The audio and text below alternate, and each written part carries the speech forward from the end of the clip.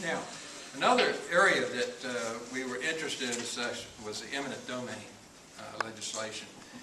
And basically what happened there was, one, we were a year or two late waking up that this was something that you all were really interested in.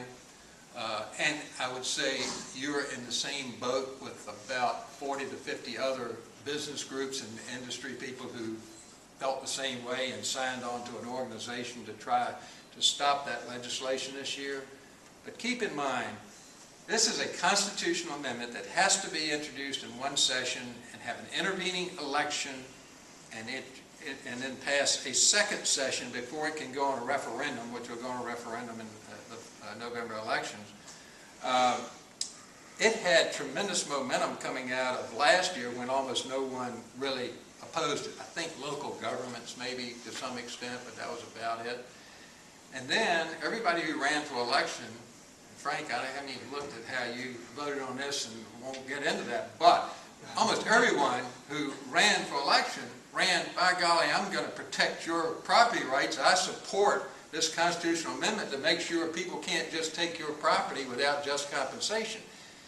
And you get into just compensation, there's a question about lost profits and lost access, or limitation of access to your remaining property. In the past, that has been something that's been very difficult to get Virginia judges to award any compensation for lost profits and lost access because it's so speculative. You could have lost profits and the business could shut down the next year after you get an award, or you could have lost access and you sell off the property the next year and you really don't have loss. So it's very speculative. So as a somewhat of a compromise, I guess you'd say, the legislation got it was a much closer vote this year in the Senate. I've forgotten the vote, but I think it was about 24-16, 23-17, something like that. So last year, I think the vote was like 38-2 or something. But this year, much closer because there was a lot of opposition to it this year. But it was too little, too late, and but what they did do is they also passed legislation this year to make it clear about what you can get as an award for lost profits and for access, lost access. Now, that may make it even more difficult, though, because awards are going to be higher. It may be more difficult on condemnation. So it's a question of which side of the ledger you're on there, whether you're the property owner or whether you're paying for it. But it does, I think, indicate that there will be much more expensive settlements in the future. Chris Jones had a bill, he was mentioned earlier, a delegate from Suffolk, who is one of the budget conferees and a very influential member of the House, had a bill on high-performance building program.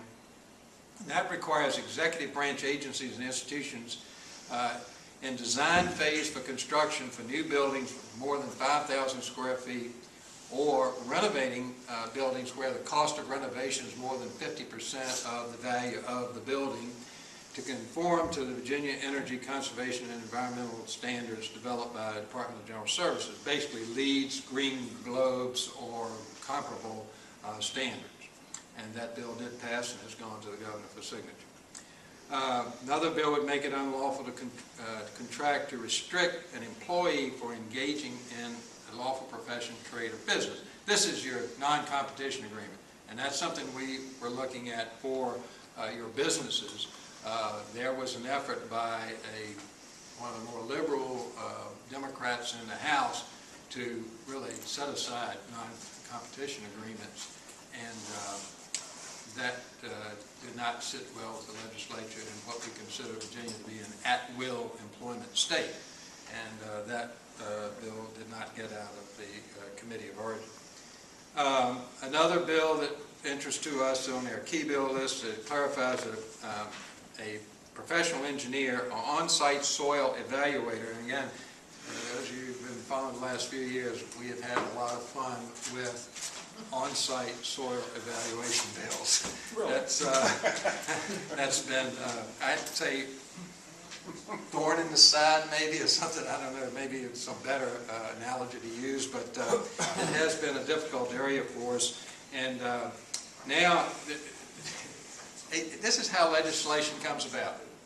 A delegate built a home on some property he owned for his son, and they had a bad experience with their sewage system, the on-site sewage system at their little farm.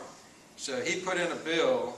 He was upset, and I think it was with a soil evaluator, not a professional engineer that he used, but he ended up having to tear up the system, put in a new system, cost him an extra $10,000 or more or something, and pretty upset about it, and it will haunt us for a few years on legislation. He happens to be a very key senator, a key delegate, excuse me.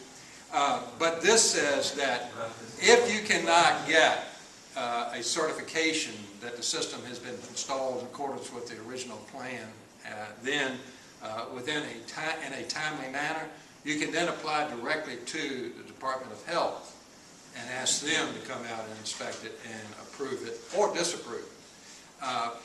We at first were going to vigorously oppose this because we didn't want to have someone second-guessing an engineer's evaluation, and maybe there was a very good reason why we're not approving this. But as it turned out, when we dealt with the Department of Health on it and dug into it a little deeper, they said, one, we already do that, and secondly, we don't override a professional engineer's determination that it did not meet the required, it should not be certified. But it makes people feel good that they have the right now in the code that they can go to the Department of Health and do. So with that, we stopped opposing the bill, and that bill has gone through and been signed by the governor. Frank's already talked about the omnibus transportation legislation that was in that regarding increasing the surplus that would go to transportation, percentage of surplus. Frank, did that end up with going to from 1/3 to 2/3, or 2/3? 2/3, right? Undesignated balance, year-end balance. Right. We'll go to transportation, and also naming rights. Interesting. So we, Sam, you can have a bridge name for you now if you like. It might cost you a little bit, but anyway, you now have naming rights on bridges and other transportation facilities, and also put a fee on electric vehicles, right? Yeah, raise it. Applied it, yeah. Yeah, so now you have to have a license fee for electric vehicles to pay a little something towards cost of transportation. There was a bill that was introduced that we also did a fair amount of work on regarding state procurement mandates for local governments.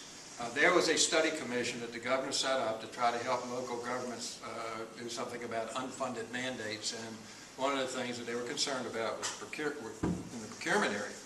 Well, one thing they wanted to do was to raise the ceiling for professional service contracts that a locality can enter into without going through competitive negotiations. 3 years ago, that number was $30,000. We reached agreement with the local Purchasing Agents Association 3 years ago. They wanted to go to $100,000 then. We reached agreement with them to go to $50,000 on what a local government can enter into a contract without going through standard competitive negotiation process for professional services. Well, this, again, wanted to take it to $100,000. And we objected to it on the basis we'd reached agreement with the local purchasing agents just 3 years ago with an understanding they wouldn't come back for 5 years and ask for an increase. Well, it wasn't the local purchasing agents who were asking for the increase, it was the elected officials, the mayors and the chairmen of the board of supervisors who were on this commission to help reduce mandates on local government. And the local government purchasing agent, to their credit, appeared at committee with me and confirmed that we had that agreement. With that, we were able to stop it in the House, and we had not stopped it in the Senate. And the Senate had made some modification, but we had not stopped this particular piece of it. It turned out, the governor's office pleaded with us to give us something.